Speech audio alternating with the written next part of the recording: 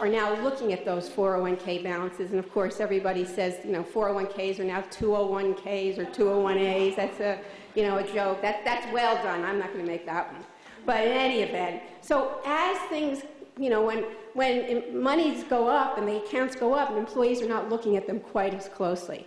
When there's a downturn or when people leave and they need that money more, they're going to start questioning the account balances going down.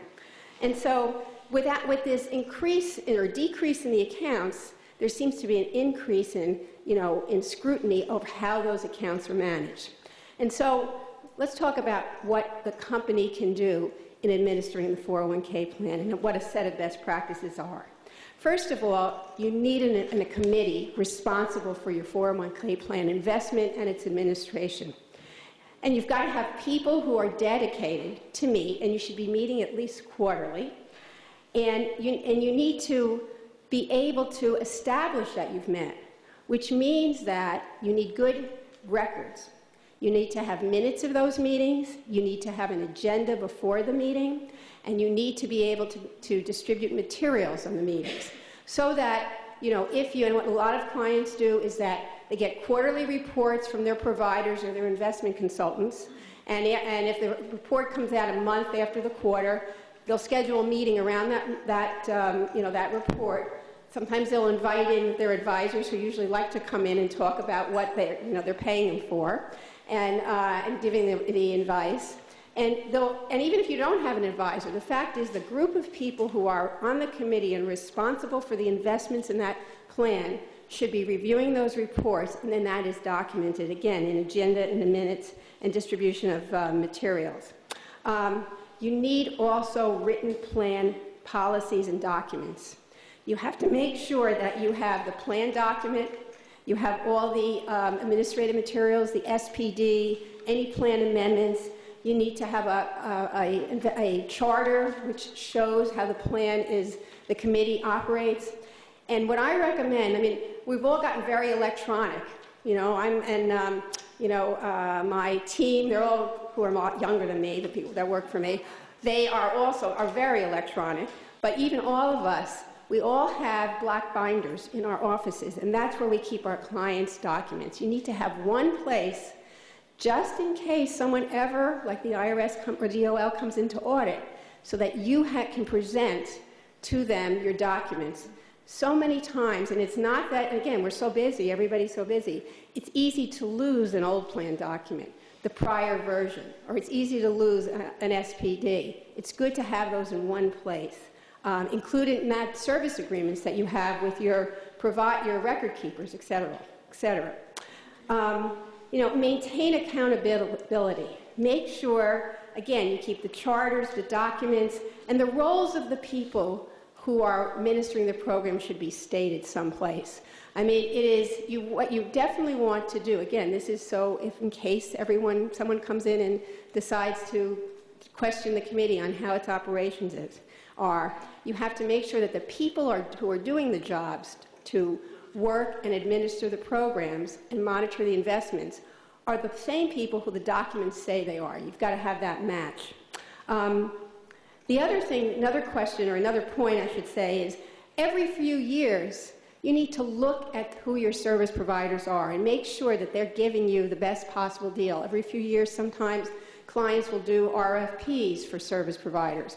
And again, this is just to have a record to demonstrate that you are getting the best possible investments for your participants and have the best people advising you. Lastly, on the fiduciary issues, I wanted to mention bonding. ERISA requires that fiduciaries who handle planned funds or other planned property have to be covered by a fidelity bond. But that's a requirement. But in addition, you may want to consider purchasing fiduciary liability insurance. That can protect your fiduciaries, again, in case someone contends that they has not been monitoring investments or properly administering the plan. I also want to cite you to the Department of Labor has published material on its website on fiduciary duties, and it's actually pretty good. It's understandable, and I've referred clients to it. It's at www.dol.gov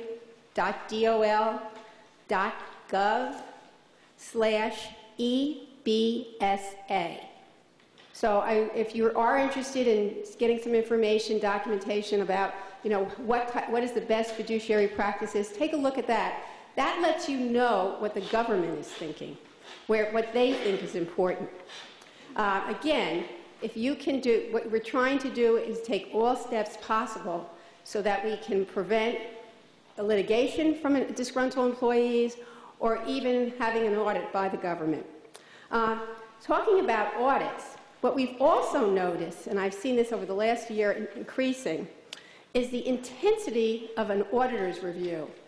401k plans that have more than 100 participants are required to have an annual audit done by an auditor. And I have seen auditors who may have been with clients for years, this year or last year, have started to look at the same plans they've been auditing and really being much more thorough in the questions they're asking. So what that has resulted in is an increase in employers finding out through their auditors administrative errors. If I haven't heard a client, I don't know how many times say the word, the coding was wrong. Coding seems to run the world. Coding was wrong, meaning that an error occurred administratively in a 401k plan because there was some glitch between the employer and the service provider. There are programs that can help you get through those programs and through those errors and better account for those, rectify those. The IRS has a voluntary correction program. The Department of Labor has a voluntary fiduciary correction program.